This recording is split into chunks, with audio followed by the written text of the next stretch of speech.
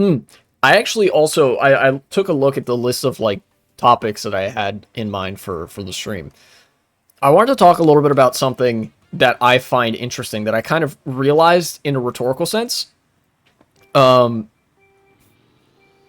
and it pertains to it's tangentially related to what I was talking about. You know, all those the bad faith questions about, oh, does Israel have a right to exist? Of course, the correct answer to that in politics is like yes, so that the military industrial complex doesn't like have you disappeared or whatever. But the correct answer in a analytical framework sense is actually no, because no state has the right to exist. States do not have rights.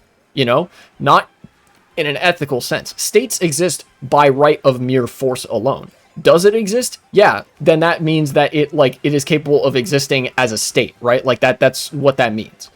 But if we're asking about rights in the same way that the Civil Rights Act exists, or the Voting Rights Act, or the social acknowledgement of what people's rights are, what they ought to be afforded in society, states don't have rights. No state has the right to exist. The state of Israel, the state of France, the state of America, the state of Virginia within America, anything.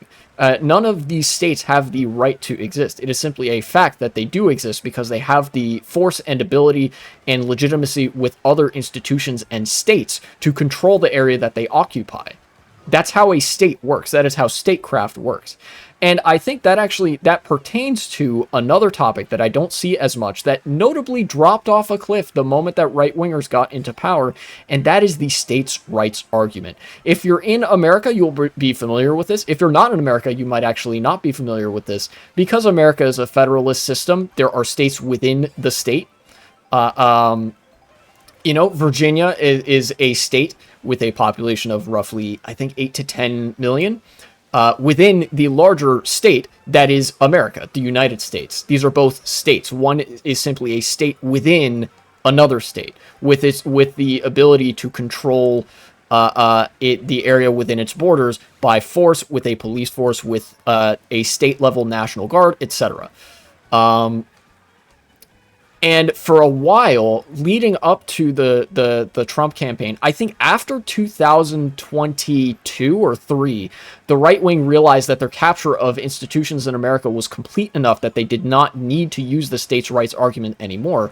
Nonetheless, until then, they used an argument of states' rights, that the states rather within the United States should have the right to set their own laws, that there should be greater autonomy nominally within them from the federal government in political matters.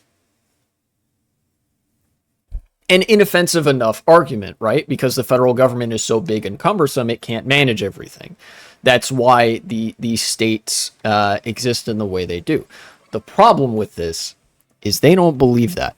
And in fact, none of them did. They never believed that. That was never what the line was about. The line was not about a sort of libertarian individualist doctrine that the people should have rights more so than the federal government. No. The argument of states' rights includes the federal government. It discludes by name the people. Think about the term states' rights. We're not talking about the rights of people. We're talking about the rights of states.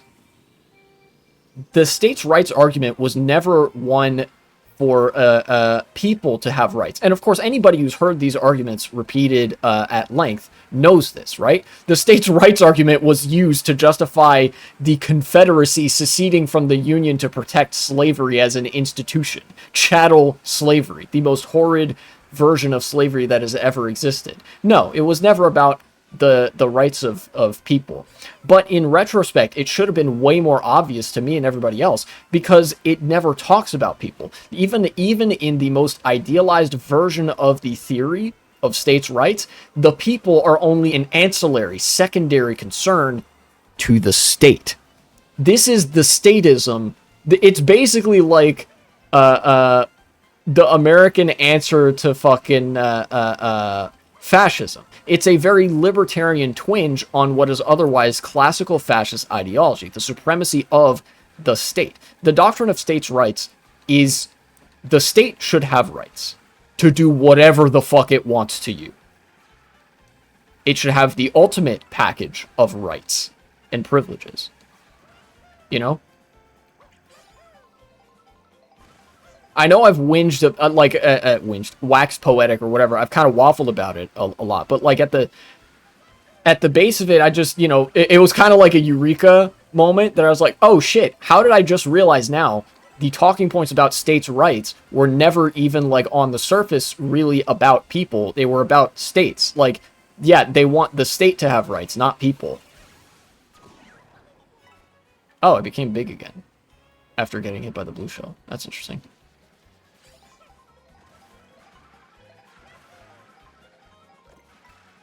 I think you're supposed to do this like this. Yeah, that's probably what you're supposed to do.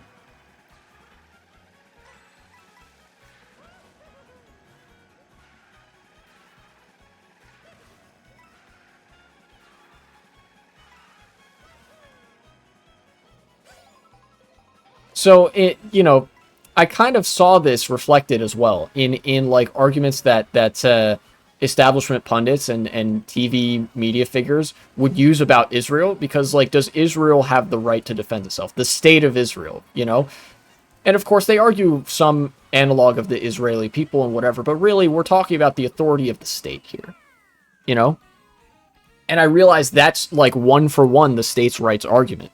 Does such and such state have these rights, irrespective of the people that live within that state? There are a number of Palestinian Arabs that live in Israel and are Israeli citizens. There are Palestinian Israelis who do not have rights, and yet they are distinct from the state of Israel when people ask the question, should Israel, the state, have the right to defend itself? Almost as though the arguments and questions and whinging about the rights of the state never had anything to do with the rights of the people.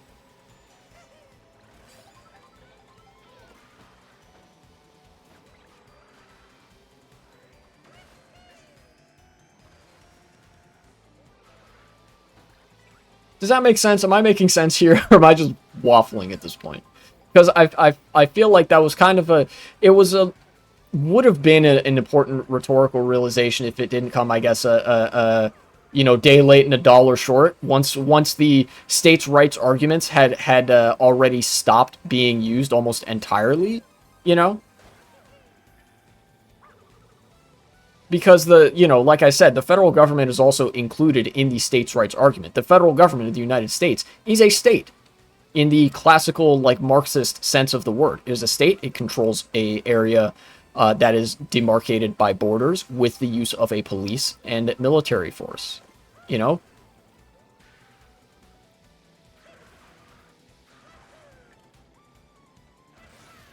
And there are a lot of right wingers who have shifted over to making arguments about, like, protecting law enforcement and making sure the federal government can do its job, right? Which is very similar, I started noticing, to the states' rights arguments of political eras past.